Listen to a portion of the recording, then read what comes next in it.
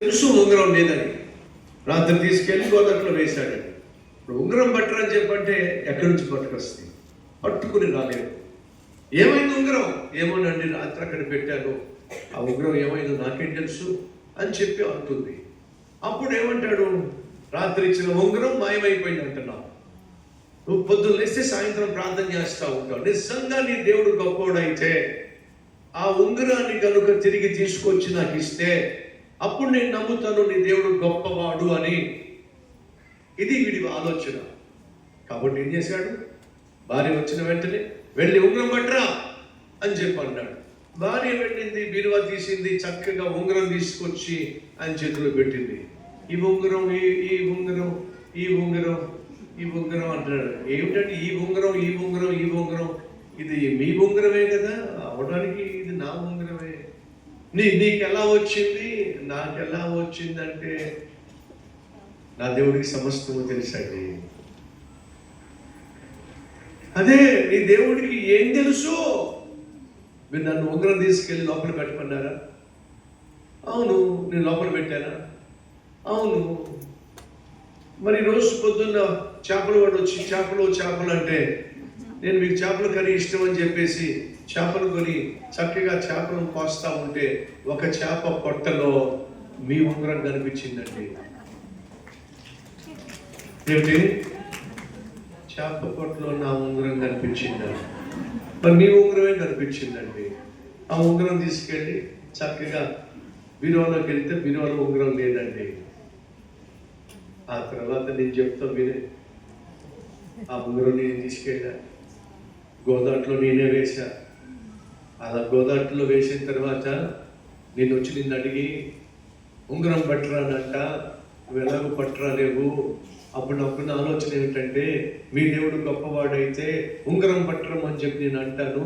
ఎలాగో నువ్వు ఉంగరం పట్టరాలేవు, అప్పుడు నువ్వు ప్రార్థన చేయడానికి కూడా నువ్వు అవకాశం లేకుండా పోతుందని ఈ పిచ్చి పిచ్చి ఆలోచనలు చేసిన పిచ్చోడిని దేవుడు తన శక్తిని నిరూపించి ఆయన ఎంత గొప్ప దేవుడో కనపరిచాడు. అంటున్నాడు, నీ దేవుడు సామాన్యుడైన దేవుడు కాదు. ఇక నుంచి నేను కూడా నీ దేవుడిని ప్రేమిస్తాను, ఆరాధిస్తాను. మీ సహోదరి సహోదరులు, పడవేసినటువంటి ఉంగరాన్ని, పోయింది అనుకున్న ఉంగరాన్ని దేవుడు తన మహాజ్ఞానంతో తీసుకొచ్చి భద్రంగా భార్య చేతిలో పెట్టాడు.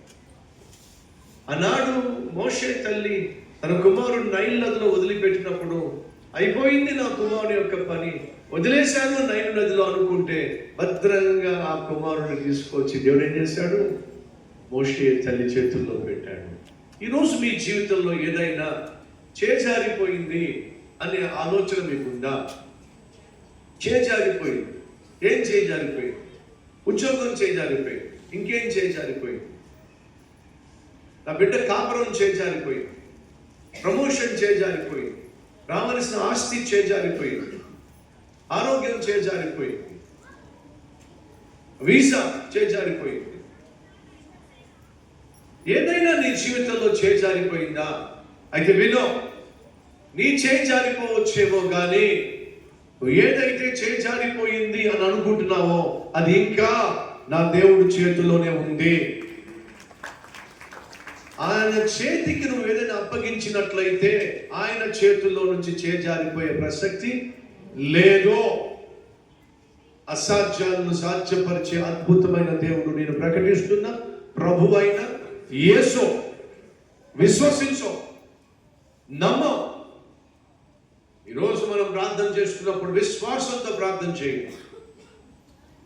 ఏదైతే ఏ విషయంలో అయితే నా పని అయిపోయింది అనుకుంటున్నావో, నా వల్ల కాదనుకుంటున్నావో, నేనేమీ చేయలేను అనుకుంటున్నావో, చేజారిపోయింది అనుకుంటున్నావో, అవుట్ ఆఫ్ హ్యాండ్స్ అని చెప్పి అంటున్నావో, దాన్ని దేవుని చేతిలో పెట్టో.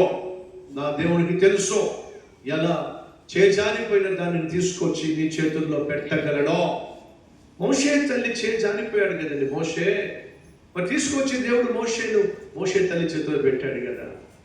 ఆ తర్వాత ఏమైంది? ఆ తల్లి చక్కగా మోషేను ఆత్మీయంగా పెంచి మళ్ళా ఫరో కుమార్తెకు అప్పగించింది. ఫరో కుమార్తె చేసింది ఏమిటి? సకల విద్యను నేర్పించింది.